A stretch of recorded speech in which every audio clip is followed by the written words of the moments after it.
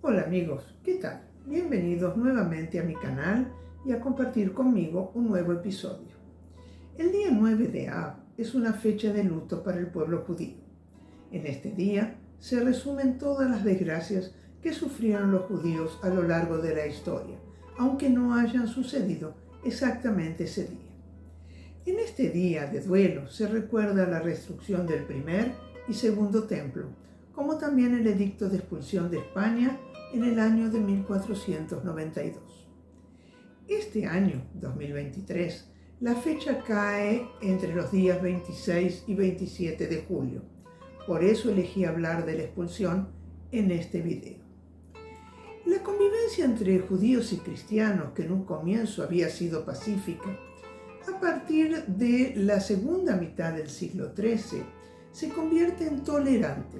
Digamos que las dos religiones conviven sin grandes problemas, pero con el pasar del tiempo se rompe todo esto, cuando empiezan las persecuciones y matanzas de judíos, todavía antes del edicto de expulsión, momento en el que sí, definitivamente no existe más ninguna relación. La expulsión de España no es la primera que sufren los judíos en Europa. Entre 1290 y 1656 no les es permitido vivir en Inglaterra. En Francia fueron expulsados varias veces, 1182, 1306 y en 1323. En la mitad del siglo XV fueron expulsados de los ducados de Palma y Milán.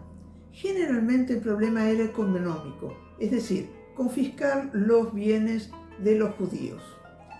En los principados alemanes esto ocurre a partir de la Primera Cruzada y comienzan a surgir las primeras acusaciones de crímenes rituales. Volviendo a España, después del concilio de Letrán, en la mentalidad cristiana no había lugar para los judíos, a los cuales se les trató de convencer a través de las predicaciones, hasta llegar a la expulsión por motivos religiosos. En 1492, Castilla y Aragón, y en Navarra en 1498. Ya en 1391 tenemos las primeras persecuciones contra los judíos, acusándolos de usureros y también de crímenes rituales. La imagen del judío era denigrada. Comienza en Sevilla y se extiende hasta Mallorca.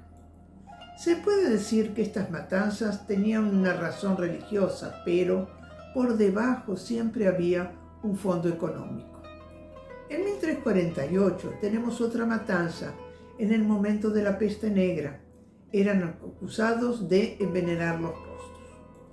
En 1413 y 14 tenemos la llamada disputa de Tortosa, donde se reúnen los prelados cristianos con los rabinos para tratar de convencerlos que adoptasen la religión católica. Aunque la disputa fue vencida por los católicos, lógico, los rabinos no fueron convencidos. Varias son las teorías que aportan los historiadores para explicar la expulsión. Por un lado, el objetivo de unir las dos coronas, Castilla y Aragón, y formar un solo estado después de la toma de Granada. Otra teoría es la idea de confiscar los bienes de los judíos que en realidad van a ayudar a la corona en momentos difíciles. La tercera es una teoría religiosa, ya que el problema estaría en que los judíos podrían incitar a los conversos a retomar al judaísmo. Debemos recordar que el tribunal no tenía jurisdicción sobre los judíos, solo podía actuar sobre los conversos, acusándolos de ser malos cristianos. Aclaremos que el tribunal de la Inquisición en un principio fue bien recibido por Castilla, pero no por Aragón. Así podemos decir que hubo 3 edictos de expulsión, uno firmado por Torquemada, otro por Fernando y otro por Fernando e Isabel. ¿Por qué? Torquemada emite una carta de expulsión el 20 de marzo de 1492 a todas las autoridades eclesiásticas de Castilla y Aragón, en la cual dice que todos los judíos tienen que abandonar el país hasta fin de julio.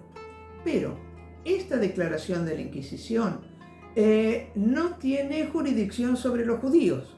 Por esta razón, tanto la Corona de Castilla como la de Aragón emiten otras dos órdenes de expulsión el 31 de marzo de 1492.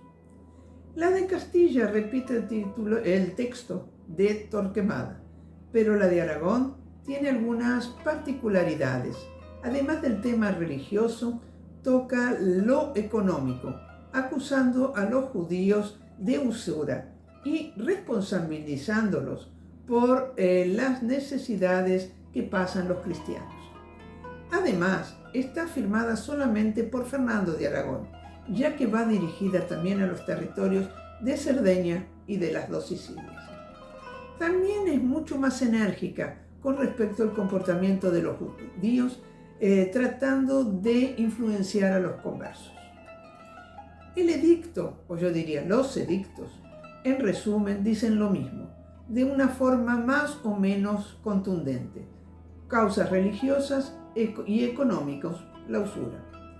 Esta expulsión fue planeada con tiempo para realizarla, pero se les dio poco tiempo a los judíos para marcharse, solamente 3 meses. Esto, por un lado, impidió que consiguieran vender a buen precio sus bienes. Imagino que estaba calculado. Y por otro lado, lo que queda es confiscado por las iglesias y el Estado. ¿Cuáles son las consecuencias? En el orden interno, la desestabilidad emocional de los conversos que quedan en España, que, por un lado, tratan de borrar cualquier conexión con el judaísmo, volviéndose realmente cristianos, y por otro, el aumento del criptojudaísmo, que va a dar lugar, ahora sí, a las persecuciones de la Inquisición, ya que sí se les permite castigar, es una buena oportunidad para continuar confiscándoles sus bienes en los momentos en que el Estado pasa dificultades económicas. Hay un descenso demográfico real, tal vez no tanto como en algún momento se dijo, pero esto influenció en la economía, ya que en menor o mayor grado se corta la cadena de comercio exterior, que todavía estaba en manos de los judíos. Para la Iglesia es beneficioso porque queda con el patrimonio no solo personal de los judíos, sino también físico. Por ejemplo, las sinagogas son transformadas en iglesias. ¿Cuáles son las consecuencias para los exilados? Lógico, después de las peripecias del viaje, iniciar la vida en un lugar desconocido.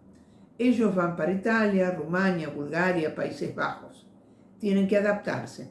En un capítulo anterior expliqué qué es lo que pasa justamente en Holanda.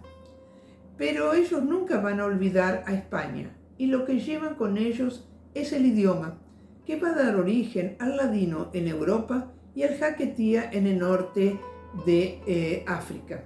También la tradición dice que se llevaban las llaves de la casa para poder volver. A nivel internacional, quien se va a beneficiar es el Imperio Otomano. Para los judíos de la época les cuesta entender qué sucede y lo que toman como un nuevo exilio. El anterior fue salir del territorio de Israel. Es un exilio dentro de otro.